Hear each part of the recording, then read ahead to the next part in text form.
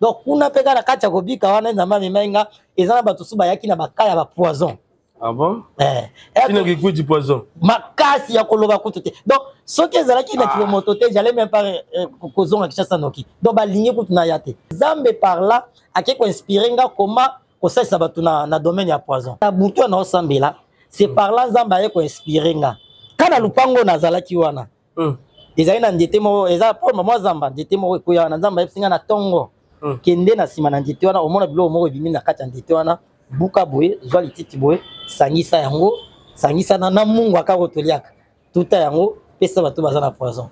Ndamoko batilanga poison plus de 4 fois. Nzambo lakisa nga kiso, te ndeni boye. J'ai essayé ça papa, mais bato ba azo sanza poison na cascade. Donc babiki tikotak. Et après nazongi na Kinshasa 2 personnes babiki na poison. Donc qu'est-ce moka mkieka ya biloko ka Zamba. Donc, Zambi a inspiré biso pour na kosunga au-delà de la prière. Donc, on a la prière, après to koti na le bloc Zamba là c'est pour na votre prière. On a ya mbongo bien ya ofele pour bande ko biga? Non, la Bible dit vous avez reçu gratuitement et donné gratuitement. On a besoin on a foutu mbongo te Nzambe nda la kisinga donc non ça ça mutu gratuitement. Les restes des Nzambi na mutu. Il reste que salami mais après wana aujourd'hui attaque moko ezaki un peu grave na ndako kozonga na ozongi Kinshasa. Toka bato baganya mwana. Bobimi boye loboko ya mwana nyonso ebaluki. Donc mwana kwei abukani mukwe panzani na katikati abukani des places awa na loboko. Donc ezaki somo. Donc kaka samedi nga na ye dimanche na tongo mwana bukani. Taka moko eza vraiment makasi.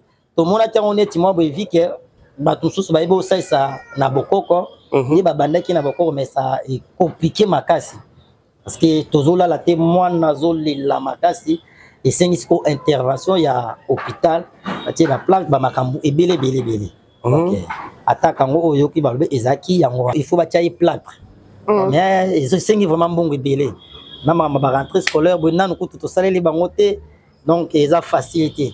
Bah, il faut plus ou moins 48 heures, tout le monde qui bat plate, mais jusqu'à maintenant, non, tout qui n'a été. Donc, toujours là, la témoin a zolé la makasi. Donc, toujours samedi la quand Zambé Zamba font la biso la porte, pe bato ya motema malamu oyo bakoye kosunga pona kosunga santé ya mwana, pebi ke Nzambe akozanga kopambola bango te bato bonne fois ata $1 combien pour na to mema yepe l'hôpital bat plate tellement que donc tout là la té azolé la tout moment. Le boko vimbi makasi.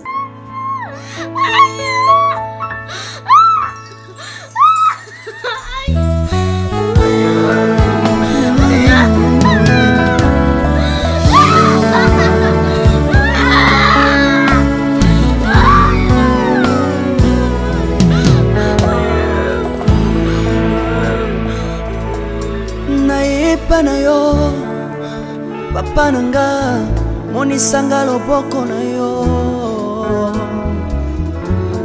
nayepa na yo mosantu yo monisanga loboko na yo Zamba lolo yo azosale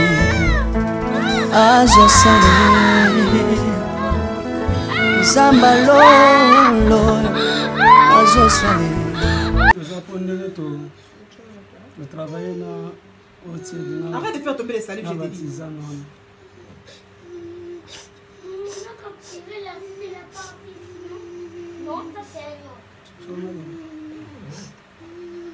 Ok, sikoyo to travailler traditionnellement. To s'allier na bokoko parce que famille pour le moment ils en ont bon. Alors nazo pesa bino 48 heures boluka mbongo to kotisa ye radio poto mona mukwa nini ebukani après tant au résultat ya radio ekoya nde tokotia ye plâtre poto yeba vraiment place nini problème ezali to se contenter kaka na tradition te po tozo yeba te nini ezo sala manakati. Alors bobunda lokola ba parents dans 48 heures bolandanga na centre na kosala la bino bon à côté échographie, après échographie, tu tiens une plâtre. Je pense que c'est ça, et c'est un biseau ça. Mama, Yves Ipa. Love is crazy, love is for me.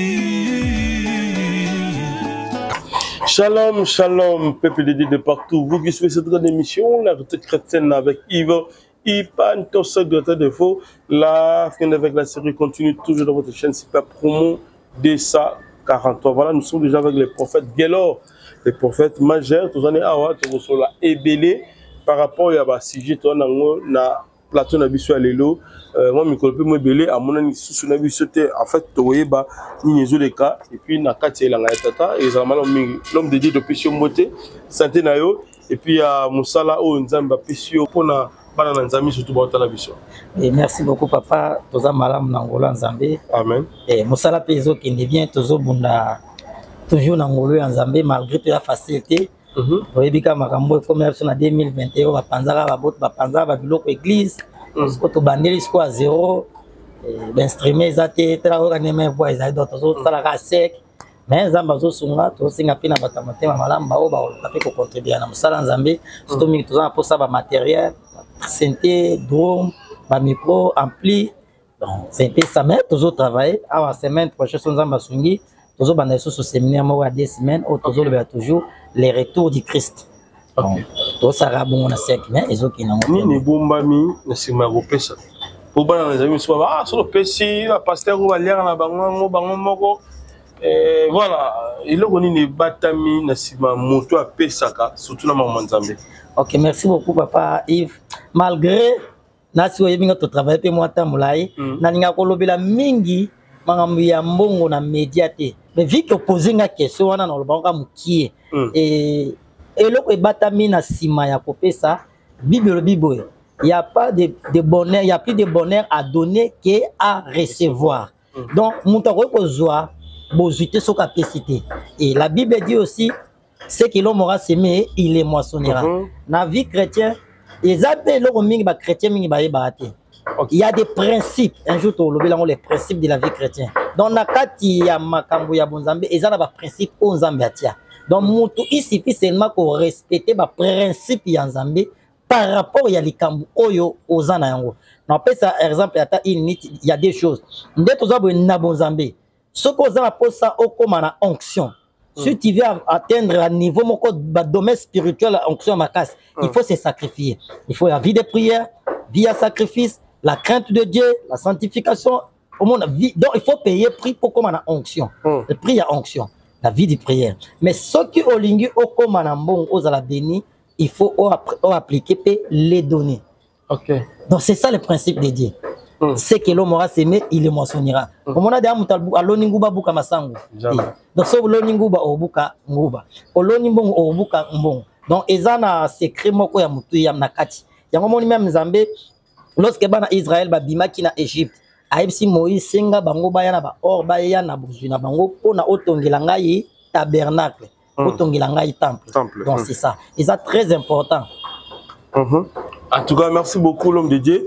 Avant tout, to rolinga to kotana na bisambo et puis to zonga pona ba sujet na biso. Prière na bandeko balanda biso religieusement na lobaka. Seigneur Dieu d'Abraham, le Dieu d'Isaac, le Dieu de Jacob, maître à temps faire circonstance, to pambolio to pesio merci. Yo olingi su komoni sabiso na mama o wana o tata ngulai to mona na kiso ki to pesio merci to kabi momo na bokono zala biso nyonso to koloba eza pona lokumu na yo simba mitima batuki maluba o to koloba ba tiango na pratique ozo confesser kombo na ote eza musika na kombo na Yesu Christo mutu nyonso zolanda biso amona loboko na yo qui soit problème na ye dans le nom de Jésus-Christ de Nazareth je suis prié amen. Amen. Merci beaucoup l'homme de Dieu.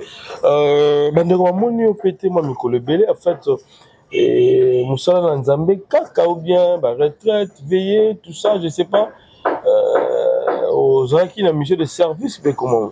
OK, merci beaucoup papa Yves Pan et ngaza prophète un prophète atambola mingi na ainsi dit l'Éternel. OK. Et deuxièmement nous sommes les esclaves du Christ. Un esclave a tout ça oyo maître na ye azoti na ye asala. Donc un esclave ce qui maître alobi sala boy esclave a côté melangote. Oui certainement nazaki na mission de service na kinaki na kikwiti. Il y a un pasteur c'est aussi un homme de Dieu alandaki biso na ba chaîne locale na biso awa nde abengaki pona sambela pona ye azali na kambo ya maladie ezaki maladie ya pema. Donc azaki vraiment à l'agonie et to sambela na téléphone parlant de nzambe aye koyebisa nga bi non kana ye ezosenga téléphone te il faut que ma place azali nde tosolai na bango tosombi billet nde nakendaki kuna kosala mosala. Donc voilà, donc nazali na déplacement na mission de service et na Kikuti. On a fait plus ou moins 4 jours kuna. OK. Et passé d'un. Oui, et l'équipe nango très bien bon. Et malheureusement pourquoi? Parce qu'il y a des images. Nga naturellement Nzambe na permetanga yango te. Que kolekisa ba image ya bato, ba témoignage, makambo ça ndé bato ba tatu la kolekisa na média. Na linga ngote ponza ba permetanga te. Tamo na domaine wana ba makio na ba matoniste ba koti mingi na ba biloko wana kolakisa ko asambela pona mutu boye. Biso so sali musala so sali musala ya Nzambe mutabiki gloire ezonge pa ya Nzambe honneur ezaka ya Nzambe. Mais bato ba moni loboko ya Nzambe na ndimo moko ozwa idée. Donc non seulement lui le pasteur un a commis et ça que ba bengi bato ya ville wana ka ya un prophète auti Congo Ishasa ya. Donc ba ka ebele ba biki. Donc kuna peka na kati ya kobika wana Nzambe menga ezana bato suba yaki na bakaya ba poison. Ah bon? Kina ki du poison. Makasi ya koloba kutu te. Donc ce que ezalaki na kilomoto te j'allais même pas kozonga Kishasa noki. Donc ba ligne kutu na yate.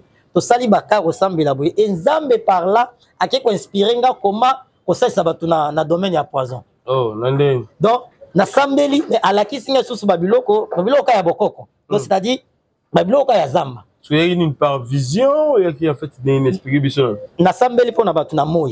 OK. Bato bazana bakam so poison et na butu na osambela c'est par là Nzamba ye ko inspirer nga. Kana lupango nazalaki wana. Ezali na ndete mo eza pour maman Nzamba ndete mo ko ya na Nzamba yesinga na tongo.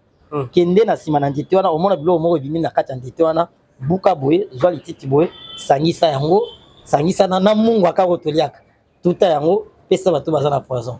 Donc comment il y a des fois non non c'est gars maman Nzamba ezali tinye mone tilo mone ti ba black papa. Mais moto na Seigneur ngamoko batilanga poison plus de 4 fois nzambo la kisanga kiso te ndeni boy j'ai essayé ça papa mais batba azo sanza poison na cascade donc babiki tikotak et après nazongi na Kishasa 2 personnes babiki na poison donc qu'est-ce moka mkeka bandi ya biloko ka zamba wa ni mayebo donini champignon donc c'est ça. Est-ce que ça si on ne ndenge nini kaza la poison? C'est ça aussi une question faut te mituna. Bon ba poison eza bandenge belé ba poison so ba tila batna biloko kolia na bambote na ba micro na bandenge belé. Eza ba test okoke même l'hôpital ba test à poison ezali belé. Faut ça s'appelle test à poison. Moto so pas encore ça aye bandenge ça test à poison. Même na mai kaka. Moni so la moki na tongo. Ya ba test ba so ba ça la raison simple. Aujourd'hui verre ya mai avant brosser aujourd'hui au sali crachat au bois qui na kati ya verre wana. Quelques minutes so moni crachat et kititi na C. C'est que automatiquement ça déjà atteint la poison. Parce que crachat zango likolo c'est poison ezate. Donc poison ezate na dimension donc c'est ça. Donc Nzambe a inspiré biso pona kosunga au-delà ya prière. Donc to banana na prière après to koti na le bloc Nzambe la c'est pona bato ya poison. Wana ya mbongo bien ya ofele po bande ko bika? Non. La Bible dit vous avez reçu gratuitement et donné gratuitement. On a besoin on a foutu mbongo te Nzambe nda la kisinga donc non ça ça mutu gratuitement. Les restes des Nzambe na mutu. Donc on a un problème à poison soit bien prophète Gelo attendez so yebi mutu yena ye to sambeli to zuba biloko to utiliser to PC poison ici. Est-ce que ça va fausse pratique au tête tout le monde ba faux pasteur ba ça la biso te bo cultiste l'homme de Dieu keba papa yo koti ba grigreté oyebi ka mota mulaye matonga robeta to te mais moto azo sala griga olinga sala ngo yo felete ce que ezali ba grigi ba biloko maki na ba biloko to liba témoignage on to collection na média mais nga na sala la publicité te na ba biloko ezo sala tozolobela Nzambe moto a croire na malobo tolobe ya Jésus Christ comme Seigneur et Sauveur na sima nango amona on Nzambe osala et donc eza ko to grigreté voilà mais toi ba poison ebelé hein ba poison ezali retardé oyo esalaka sibit makaka sikoyo ya bapesu yango awa wayenda comme disent le quinois ezala bapoison mosusu mpe ezwaka temps ekoza mpe bane oza na yo mpo tovivre no moma na poison na kati ya nzoto na yo to balakisi oyo Nzambe alakisi yo bapoison na nyonso tu soki toye epai ya mosako ligelo tobiki na poison. Oui parce que eza loko Nzambe alakisi parce que likolo ya Nzambe eloko mosusu eza te mais likolo ya Satan nzambe azali omoni bato bazotila bato ba poison mingi basukisa poison eza c'est-à-dire eza ba semence c'est eza molimo wa Satan. Un vrai enfant de Dieu a côté la moninga poison c'est ça Satan. Donc eza ba inspiration ya diable pour ko éliminer mingi bato ya malamu ba innocent. Parce que nzambe a inspiré biso pe pour na ko bikisa bato parce que na kati ya poison même na kati ya domaine ya guérison il y a des choses il y a la spiritualité la physique. Et tous les autres parties dans trois corps, âme, esprit. Donc tous big c'est premièrement esprit et âme ya moto.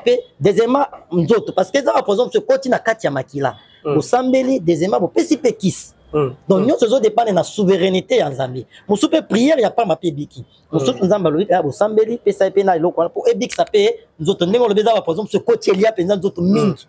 Et bébé si même na biloko kati ya nzoto. Donc voilà. Donc batu barobika. Ça c'est bien. Tu as dit l'autre fois, collègue pasteur Moko, qui est pas au Taginjela qui écoute, abi to lekinza qui écoute à Kutibino, Bossala Moussala Nzambe, miracle salami, mais après Ouana, aujourd'hui attaque Moko, et ça qui est un peu grave, nanda kukozonga na ozongi kichasa. Aujourd'hui attaque Moko grave par rapport à miracle salami qui écoute. Bondoki ezala kikuti yo banga yangote obona ko la kichasa au délivrer batou voilà maintenant les lois attaquent na katanda kuna moko l'habité en fait attaque ça nini pour expliquer nga ndongo na attaque mongo yebo tellement plein d'ailleurs pressé je me suis dit na robenga pour que de solo nous tous yo mongo tous là en fait attaque nini comme lio après juste ko sala batou ba délivrance au sunga ba déco na ngambo ya kikuti kuna na bande. Ok, merci beaucoup Papa Yves Pan, c'est ça question vraiment motu ya makasi et avant de répondre ya ta kwa na lobelo moko lobi ke na banga ki bandoki obaza kuna na la kikuti te po kindoki za makasi. Oui, certainement. Makambo lobi za bongo. OK. Donc bah j'étais mais la Bible dit Bible petits enfants petits enfants ne craignent rien, car celui qui est à vous est plus puissant que celui qui est dans le monde. Amen. Donc, c'est Jésus-Christ de Nazareth. Amen. Donc, Azali Kolo a l'équibangang. Oui, diable a puissant, mais Azali est tout puissant. Amen. Ça, oui, certainement, papa n'a coûté na batak moko surtout premier jour na komati. Pour pasteur wana o makamuna kindela ki muta osale makambo wana eza papa na entre parenthèses. Eza makambo wa muleli papa na akoma ko linga mwasi na ye. Donc neti yo moi si ya mwana na yo mari de nuit nam physiquement akomi ko lingae moi ça zo bon maman asuna eti mobile na mobile on dit ma pété ti ya moni ke komi na niveau mo papa comment c'est ba gens autres continue ba bilo moko ya mabe na téléphone ayi ko yebsa mobile na ye e yindi ba koma na ko tuki na justice ba ninga ba condamner papa na ba mikolo ba mboka ba vandi ba bino comme ça ma famille moi on a retiré plainte pour que soit na famille papa futa ba droit ba mine ba retirer plainte ba comme na famille papa comme ngando akikuta siko na chef coutumier ba kamuli ba sanini ba éliminer mwana na ye siko zosko muta bongo papa na kenda okuté a lobate moi ça olela donc soka bandi ko pe monde donc c'était comme ça mais tout sambeli de to binzambe comme aliko na banzamba bikisi bango oui attaque na yo kuta na ngo na longwe kuna le samedi on va kuna samedi ba 10h ba 8h na okoma na ndako ba 23h même samedi na okoma na ndako 23h na lali na tongo pe vike na tongo bona dimanche bona sala te na matindi mwana atinde ke kutwa ke somba loso mwana liboso image pe zawana ila 8h bibika bana era obimaka na ndako moi betomo eza liboso ya porte ya ndako ngaku na zai na chambre na yo ka batu baganya mwana bobimi boye loboko ya mwana nyonso ebaluki donc mwana kwei abukani mukwe panzani na katikati abukani de place awa na loboko donc ezaki somo donc kaka samedi nga na ye dimanche na tongo mwana bukani donc vraiment ezaki facilité ezape facilité na kibomoto parce que ezaka moko eza vraiment makasi to mona tango neti mwa boye vike bato susu ba ebo ça na bokoko ni babandaki na bokoko mais ça est compliqué makasi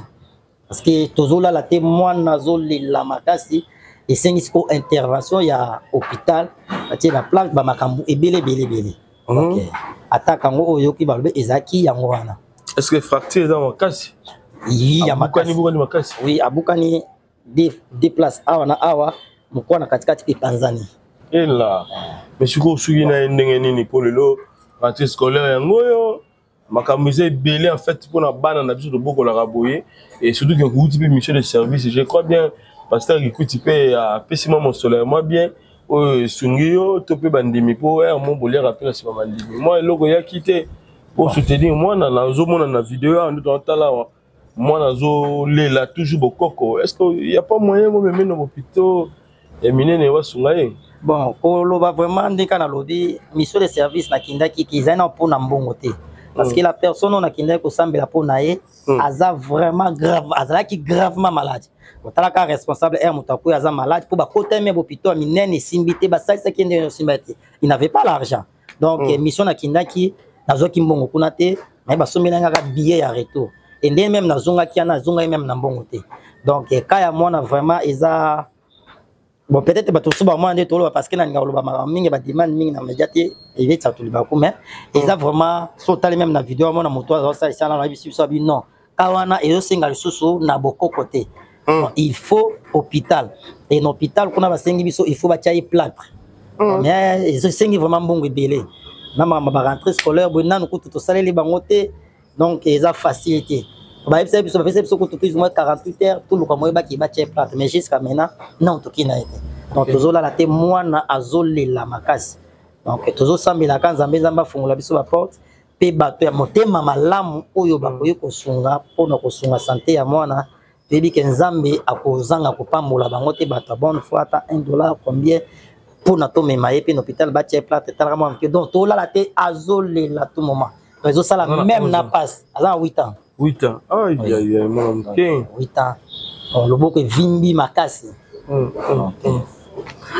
chrétien aux autres la biso aux amona na nzambe aux ali moko ya baye o nzambe en fait atia motema wana ya compassion ya immaculé ndingo bengaka mitala pe yoka pasi ya mwana oyo nde tozotala ndenge mwana zolela salaka neti mwana na yo sunga parce que mosakoli ya sunga biso na ba prière belé tosololaka na ye apartageaka na biso liloba na nzambe totalaka bémission na ye makambo nyonso presque na ba télé différente ezaka ya baovele yo botali oki pasi oyo pa moboti aza nango soutenir mwana na biso na $5 na $3 na yo pour que mwana oyo aleka na lipaso azonga ndenga zaki rentrée scolaire ngo bana ba ozonga wa mais siko mwana mwaki nda classe ezalité il faut à côté hôpital musa ko leza na mbongo te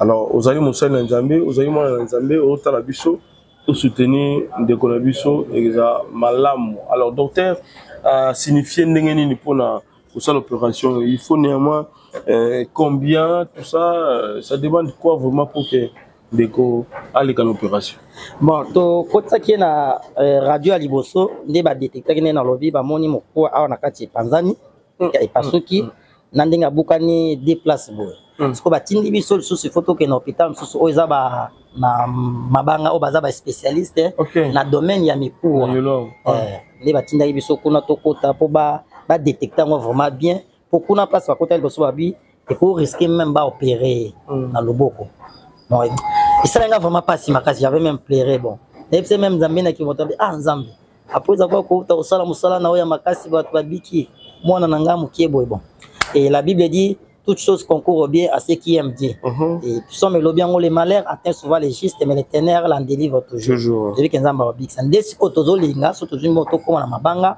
basala ba tala iso na ba spécialiste après ba détecter ce qui est senga ndenge mais maloba normalement il faut ba tia plâtre mais avant ba tia il faut soit ba opérer donc pour exactitude mingi er to ya na ye na place batina biso na mabanga des spécialistes wana pour ba ye pour moi ba tia place na bongo te il faut ba ye ba le niveau ya fracture wana donc c'est ça il faut ba tia plâtre ba ça l'opération ba tia plâtre tosunga bandeko Dieu intègre dans avec joie ngana lobango souvent nzambe alingaka moto apesa na eso tosunga mwana na biso eza mabete ko sunga bandeko oyo baza na problème ba na pasi likama mabeza la moko te alors numéro ya mosakoliza affiché wana bobenga ye vraiment pour soutenir ye et puis yaza wana ka pona ko bondela pona mabondeli na biso en tout cas l'homme de Dieu na tiki pour 5 minutes pour éclairer bana na nzambe na liloba Hein, donc, et puis, na souka lo samo na ba ndeko bazala makamusungo lo pakala. Numéro de téléphone na yo pe ils appelé na tikelio donc dédié aussi ça biso émission là. Oui, bien aimé dans le Seigneur, tout le bela mukie de la part de Dieu et oyo nzamba tie biso na motema to partager na yo thème na biso ya lelo et ezali le temps de Dieu. Thème na biso ezali le temps de Dieu donc temps où ya nzambe. Pourquoi le temps de Dieu? Parce que ya ezana temps où ya batu na temps ya nzambe. Temps où ya batu zaka temps où batu basemoka na mutu. Oya bota raté, abala raté, asimba raté, makamnyo so simba raté ba emilia ka batu. Wana eza temps ya mutu. Eza pena temps ya nzambe. Sans plus tarder parce que temps ya minute nous lisons la parole de Dieu. Nous sommes dans le livre d'Exode chapitre 3 le verset 9 à 15. Exode chapitre 3 le verset 9 à 15. Je lis la parole du Seigneur. La Bible dit ceci, voici les cris d'Israël sont venus jusqu'à moi et j'ai vu l'oppression que leur font souffrir les Égyptiens. Maintenant, va, je t'enverrai auprès des pharaons et tu feras sortir d'Égypte mon peuple, les enfants d'Israël.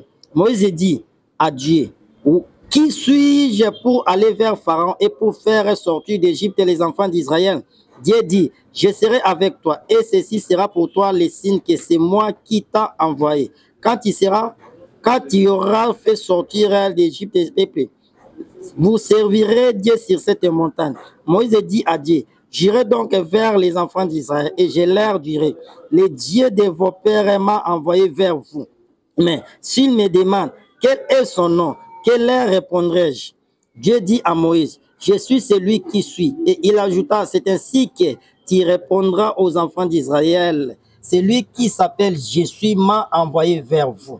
Parole du Seigneur. Bien-aimé dans le Seigneur, tu bien le temps de Dieu. Nalina yebisa mutumoko. Zamba tininga na partager na mutumoko yo ozolela. Peut-être tu es malade. Peut-être ma beauté yakate, peut-être les balles zoyate, peut-être moussa les oyate, ma camunyon se za compliqué, ba dossier na compliqué, ba faire koufi, zamba lieb singana yebisayo, wane zaki tawane zaki akolela, o makambo zaki ko simbate, o li balles zaki ko yate, o ba document zaki ko simbate, o ma bala ma beauté zaki ko yate, mais et comme tango ya nzambe, c'est-à-dire eloko ezaki ko pesa yo passe, tango ya nzambe tango ebeti et que nzambe a pesa yo solution na likambango. Là où nous venons de lire cette solution ya bana Israël oyo nzambe aloba na ancêtre na bango Abraham aloba ke bakita dina bakokendaka boumu na mboka ya bapaya bakosala 400 ans mais bien aimé dans le Seigneur les enfants d'Israël bakena na Égypte ole basala 400 ans mais basala 430 ans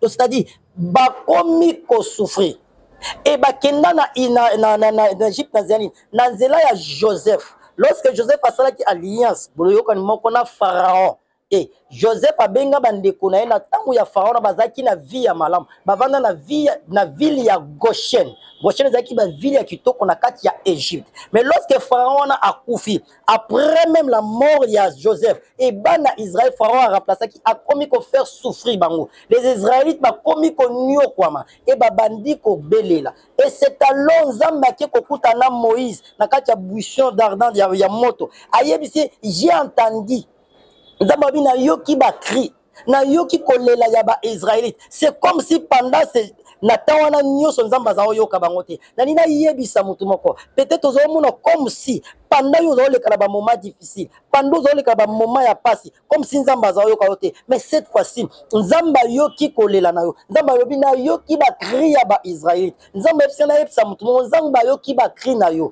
ayoki kolela na yo ayoki ba pasi na yo ba humiliation oyo zo leka bato bakoma ko humilier yo bakoma binga mela milangi grande sœur à quartier bana no yo maladi makamnyo se simbaraté on ne kabo rien vieza kobeba zamba lobi tana ye ekoki na vie na yo c'est-à-dire si tu étais malade ta nzambe comme ekoki pour abikisa yo pour abikisa bana na yo pour apesa yo délivrance.